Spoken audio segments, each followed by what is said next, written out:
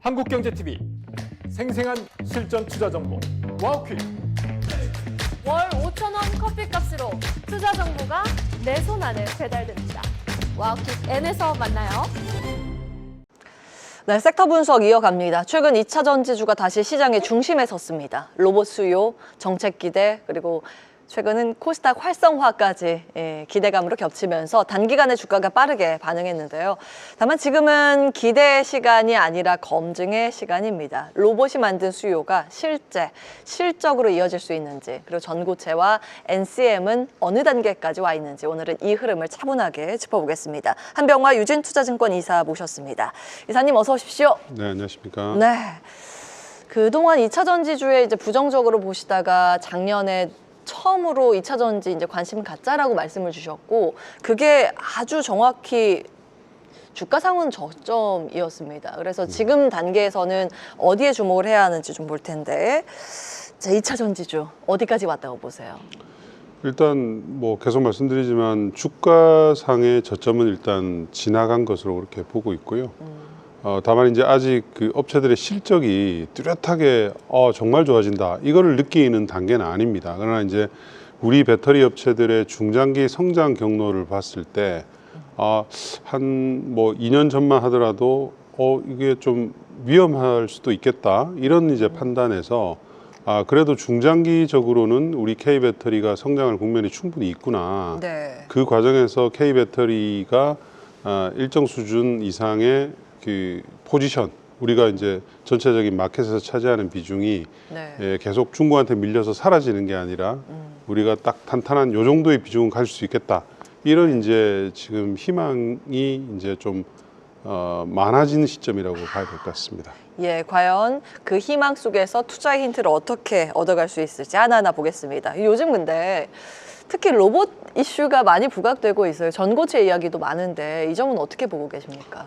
당연히 뭐 긍정적입니다. 로봇 이슈가 긍정적인데, 다만 이제 이 로봇에 들어가는 배터리의 규모 자체가 대당 전기차 대비해서 뭐 홀쭉이 낮습니다. 지금 한 2kWh짜리 들어가는데 아마 한 4, 5kWh짜리까지는 커질 것 같아요. 그리고 로봇의 이 전체적인 부피로 봤을 때 배터리가 그렇게 많이 들어갈 공간이 아주 많지는 않기 때문에 전체적인 양으로서 뭐 이게 전기차 부분을 어떤 뭐 대체한다든가 이렇게 보긴 좀 어려워요. 다만 이제 이 로봇에 들어가는 배터리는 고밀도 배터리가 들어갈 것이 뭐 거의 확정적이고, 왜냐하면 이제 전기차가 LFP가 많이 된 이유는 셀 투 샤시라든지 셀 투 바디라든지 이런 자동차 안에 공간을 많이 비워서 LFP가 밀도는 낮지만 많이 들어가면 이제 그만큼 그 이용된다 뭐 이런 거 있잖아요. 그러나 이제 로봇은 그 정도의 부피는 없기 때문에 더 작잖아요. 네, 그래서 이제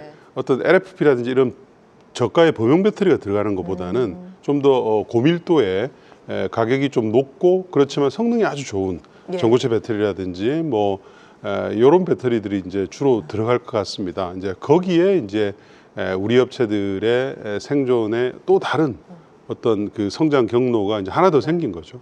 그런 측면에서 봤을 때는 이 로봇 배터리의 수요의 성장은 사실은 중국 배터리보다는 한국 배터리한테 훨씬 더 기회 요인이 된 건 맞고요.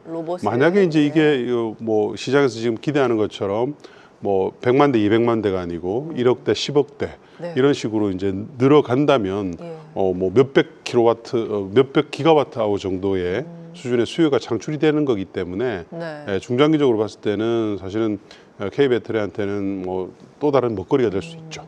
실제로 로봇이 어느 정도 양산이 되는지는 계속 봐야겠습니다. 그에 따라서 실적 추정치가 달라질 수 있는데, 지금은 일종의 내러티브와 모멘텀 플레이 쪽으로 이제 로봇이 맞춰져 있습니다.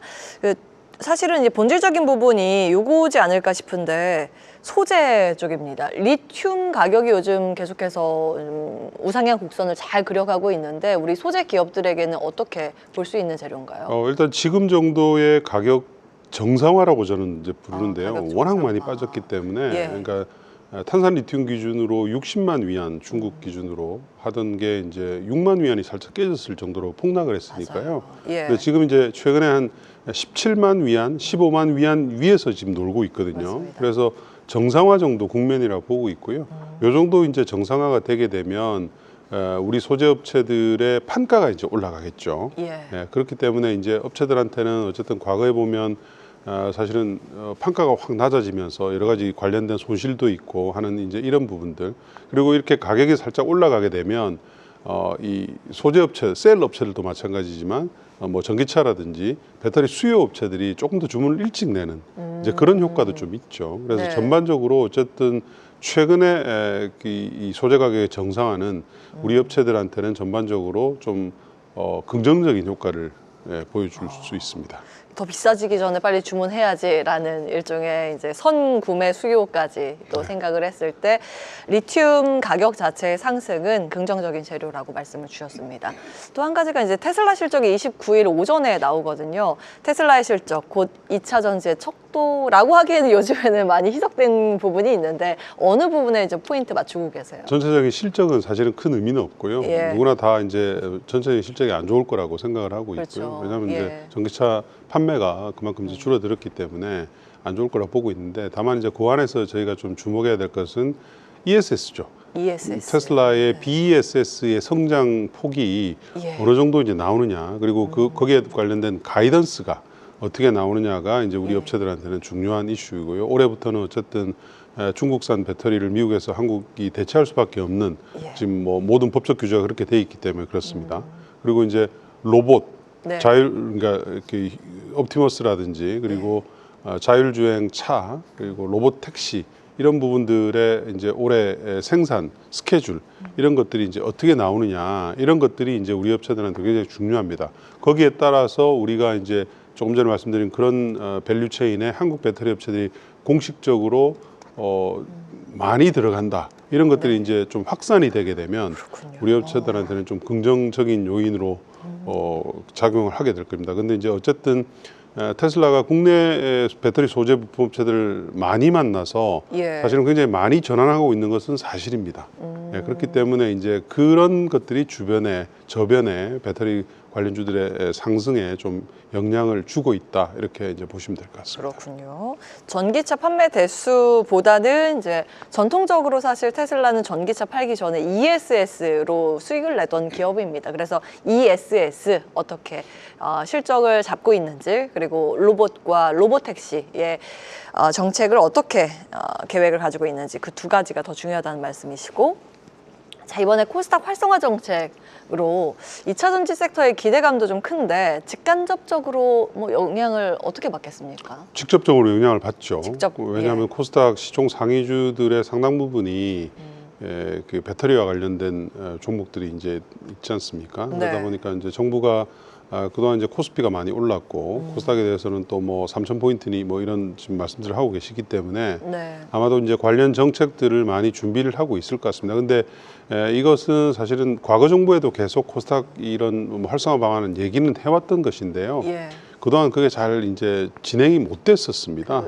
두 번 정도 있었는데 실패. 네, 투자자들의 믿음을 받지를 못했죠. 그러나 이제 그런 것들을 반면교사 삼아서 이번에는 좀 구체적인 계획들이 좀 촘촘하게 준비가 되어야 될 것 같고요. 예. 지금 어쨌든 시총 기준으로 보면 코스피와 코스닥이 이제 코스피 대비해서 한 10% 좀 넘습니다. 넘는데 예를 들어서 국민연금의 투자 규모는 그보다 훨씬 더 미달되거든요. 그러니까 그런 부분들을 좀 어떻게 좀 현실적으로 조정할지, 네. 그런 부분들이 좀 중요하게 될 것 같고, 그렇게 되면 뭐 작게는 몇 조 원에서 많게는 한 10조 원 정도까지의 자금이 추가적으로 코스닥에 더 들어올 수가 있기 때문에 네. 그런 부분들 좀 유심히 보셔야 될 것 같고요. 구조적으로는 왜 코스닥에서 성공을 하면 코스닥으로 이전을 하게 되는지, 이런 부분들을 정부 당국에서 좀 정확하게 파악을 해서 그거를 코스닥에 머무를 수 있게끔 구조적으로 시스템을 만들어주면 예. 자연스럽게 코스닥의 리레이팅은 계속되게 될 것입니다. 그러니까 코스피의 이전 상장이 이제 과도한데 그 네. 부분을 좀 방지할 수 있는 방안 말씀하시죠? 방지라기보다는 유인책을 제공을 해야죠. 코스닥에 남아 있어도 훨씬 네. 더 많은 자금들이 투자할 수 있게끔 풀이 있다. 이런 부분들을 이제 정부가 좀 확인을 네. 해주면 예.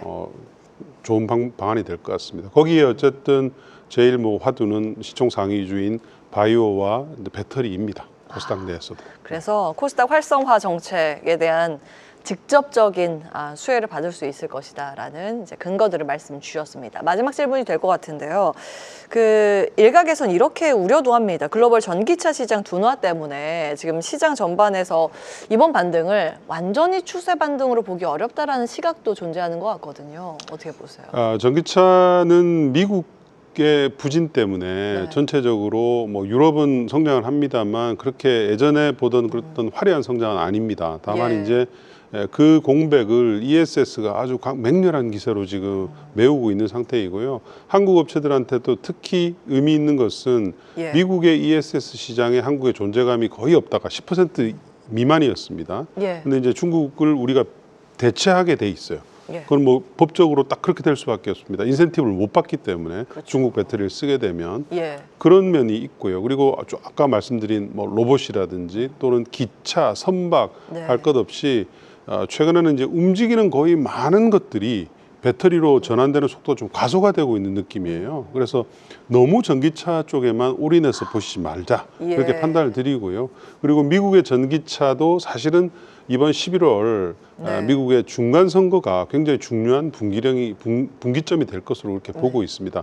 만약에 공화당이 상하원 중에 하나라도 특히 하원 같은 경우가 민주당으로 넘어가게 된다면 예산을 단독으로 집행할 수가 없게 됩니다.